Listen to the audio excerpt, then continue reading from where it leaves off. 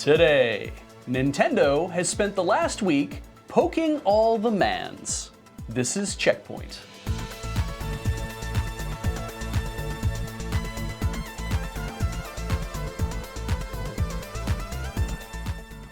Hello and welcome to CheckPoint, your pre-3 news source. That's pre-E3 because apparently announcing things at E3 isn't a thing anymore. That's right, the big E3 presentations are going to be a Cirque du Soleil show and a link to a week-old blog post. Sega has been eagerly teasing the public with the release of their NES classic killer, the Genesis Mini, or Mega Drive Mini if you live in one of those other countries. The Genesis Mini is getting 42 games, 2 of which have never appeared on the console before, Darius and Tetris. This new version of Tetris is interesting, since the original Genesis Tetris was unreleased due to licensing muck-ups, and so the Genesis is finally getting a version of the world's most prolific video game that it has lacked for so very long. Unless you're willing to spend $1 million for one of the 10 copies of Tetris manufactured for the Japanese Mega Drive that never saw release.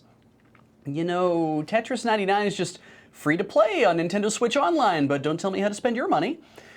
Darius, on the other hand, has resulted in a lot of controversy because it was ported to the Genesis by a hobbyist programmer named Hidecade, and initially the internet assumed the Genesis Mini's version was Hidecade's work going unattributed.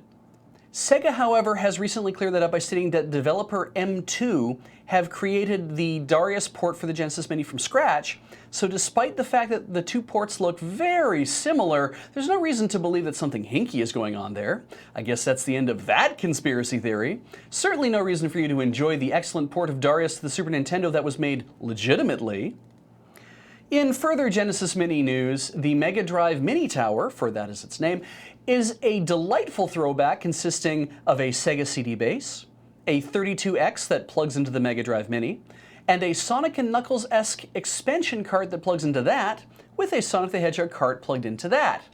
The whole set is Japan exclusive and is retailing for about $40, which is amazing, until you realize that all of these components are cosmetic pieces only and have no useful function, which to my mind renders them as complementary to the gaming experience as the originals. Bungie has finally revealed their plans for Destiny, and now that they're free to do whatever they want, apparently what they want is to make an MMO. According to Bungie, they focused on making Destiny more like an RPG, more social and more cohesive. This means there will be no more platform exclusives anymore, and all platforms, even PS4, with a little bit of elbowing from Bungie, will have cross-save. The next Destiny expansion also won't require any other previous expansions to play, making it easier for players to return to the game. And speaking of new and returning players, a new version of Destiny 2 is coming out called New Light, which has all of the Year 1 content from Destiny 2 and the opening mission from Destiny 1, and is free to download. Oh, and it'll be available on Steam. So far, internet reaction has been extremely positive, except for the hooligans demanding refunds because they paid full price for content that will soon be free. But aside from those stupid people, everyone's very happy. Tesla head Elon Musk tweeted a year ago that he wanted to start installing video games on Tesla's cars.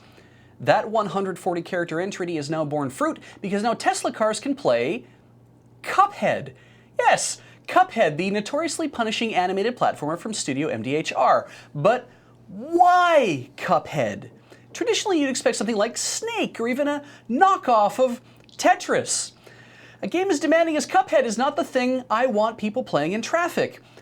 And for that matter, why Tesla? Self-driving cars might be a thing, but what they are not is a safe, reliable thing. A game as demanding as Threes is not the thing I want people playing in traffic.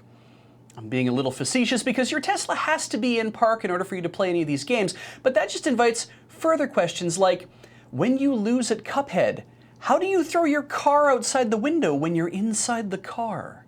Also, have you ever sat in your car in the parking lot to finish listening to the latest K-pop banger or podcast or distressingly compelling documentary on CBC Radio 1.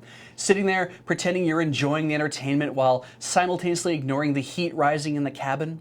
You crack a window hoping to get some relief, but then all the road noise and outside smells start penetrating your bubble, and you get briefly annoyed, but then realize all this fucking around has resulted in you missing the last 30 seconds of what we were listening to. And if it was the radio, well, you can't rewind. So you think, I'll just go to the website and download this later, which is a crock of shit because you're gonna forget about that, whatever you were listening to, by the time you get all the way up to your apartment, and then you realize you have to take a shower from sitting in that sweaty car because you can't be asked to even boot up your Switch and play Cuphead.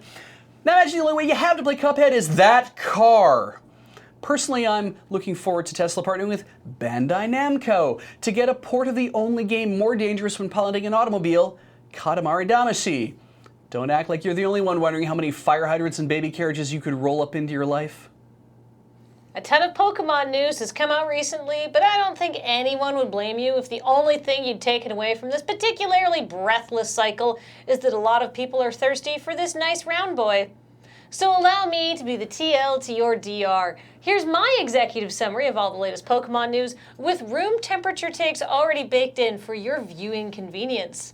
First, the Pokemon Company is going to gamify resting with Pokemon Sleep. Would you go to bed early for a chance to get a shiny Sobble? Don't lie, you would, and the Pokemon Company knows it.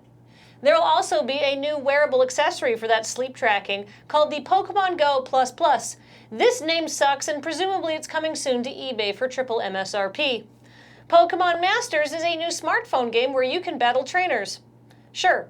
There's also a new cloud-based storage service called Pokemon Home. It's where you upload your Pokemon and also probably your personal information, biometrics, and sleep data from the Pokemon Go Plus Plus.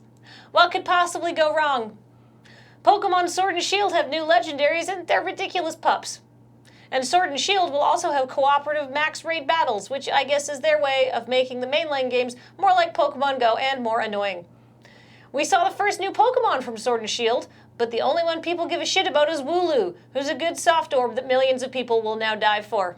And finally, Pokemon are gonna get real huge in a new mode called Dynamaxing, so either stay away from or immediately visit all the inflation fetish message boards you know, depending on your preferences. That was CheckPoint. Accept no imitations. Unless they're better looking than us. Or they offer you money. Accept imitations from hot rich people. Words to live by.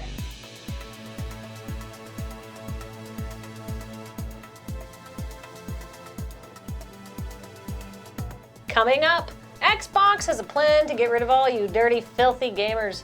A new line of bright neon personal hygiene products with the fresh scent of pulsing green citrus and woody bottom notes of patchouli and clearwood. So look forward to your next sweaty all-night gaming session being a little bit more woody. Hello and welcome to CheckPoint, your pre-E3 news source. That was CheckPoint. Accept no limitations. Coming up, Xbox. I just forgot to read the coming up. That's fine. We got to redo the outro. Because you said accept no limitations. Yep, I did it when we were practicing too. I didn't notice when we were practicing. I did, and I was like, don't fuck up. Don't All right. fuck up. Guess what I did? I fucked up. It's okay. We It's okay. We can redo it. We can fuck up. It's... Heather's getting mad.